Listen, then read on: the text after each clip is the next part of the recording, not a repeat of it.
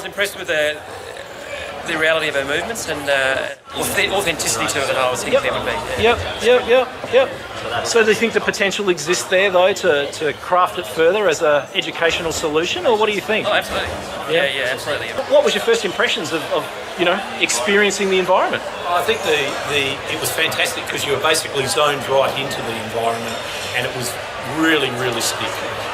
Although it's using terrific virtual technology to do it, but you felt like you were there in the moment, in the clinical moment. Yeah, and the advantages of that from a medical education perspective. I mean, what does that do for you as Well, I mean, in this case, we were dealing with what would be sort of a high risk area where you want to make sure that someone is thinking clinically the right way and applying that knowledge to make sure that they don't miss a really serious diagnosis. And to do that within 60 seconds in this sort of thing was terrific. And I spoke to one of the doctors in training and said, what did you learn from that 60 seconds? And then they spotted it straight away. And they spotted it straight away. So I think it was fantastic. Yeah, good. All right. But just wanted to get an idea of what you thought of it and then potentially what applications that you think this could be utilised in. So firstly, what you thought of the experience?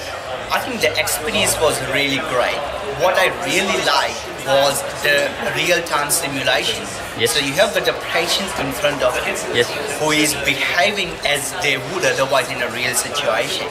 So you're not actually reading in a paper or you're not kind of going by theory, but you are actually seeing in a simulated environment, which would really influence your practice as compared to as you would otherwise just read in a paper.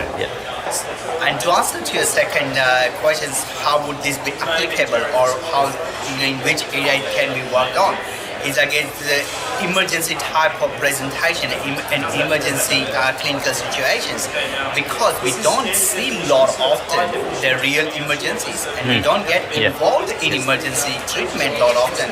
So this simulation would work really well to practice some more sort of common emergency presentations and would really influence our practice and our experience. So I personally support this kind of simulated work and practice. Keep it up. Thank you very much.